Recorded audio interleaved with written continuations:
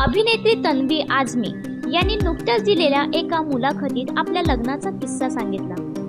लग्नाच्या वेळी बंडखोरी केल्याचं त्यांनी सांगितलं। एका महाराष्ट्रीयन ब्राह्मण मुलीने मुस्लिम मुलाशी लग्न करणं हे त्यावेळी अनेकांना पटणारं नव्हतं। रणवीर सिंग, दीपिका पादुकोण, प्रियंका चोप्रा यांच्या मुख्य भूमिका असलेल्या बाजीराव मस्तानी चित्रपटात रणवीरच्या आईची भूमिका अभिनेत्री तन्वी आझमी यांनी साकारली होती।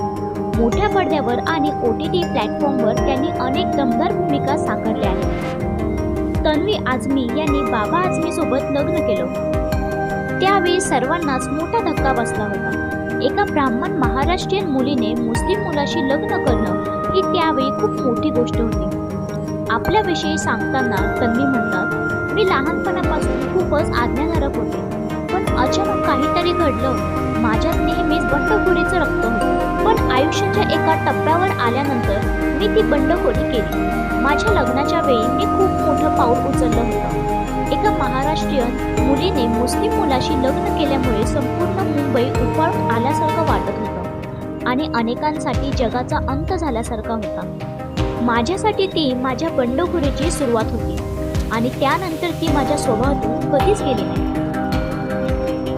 सिनेमॅटोग्राफर बाबा आझमी हे अभिनेत्री शबाना आझमी यांचे भाऊ आहेत। त्यामुळे तन्वी यांच्या सासरकडील कुटुंबात अनेक सेलिब्रिटींचा समावेश आहे। तन्वी या प्रसिद्ध कवी आणि गीतकार कैफ आझमी आणि अभिनेत्री शौकत आझमी यांच्या सून आहेत, तर शबाना आझमी आणि जावेद अख्तर यांच्या वहिनी आहेत। अशा कुटुंबाचा भाग असणं ही खूप मोठी गोष्ट आहे, पण त्यामुळे माझ्यावर कधीच दबाव निर्माण झाला नाही। इतरांनी जे यश संपादन केलं आहे ते मला सुद्धा मिळवावं लागेल असा माझ्यावर कधीच दबाव निर्माण झाला नाही। इतरांनी जे यश संपादन केले ते मला सुद्धा मिळायला हवं असं माझ्यावर कधीच दबाव निर्माण झाला नाही।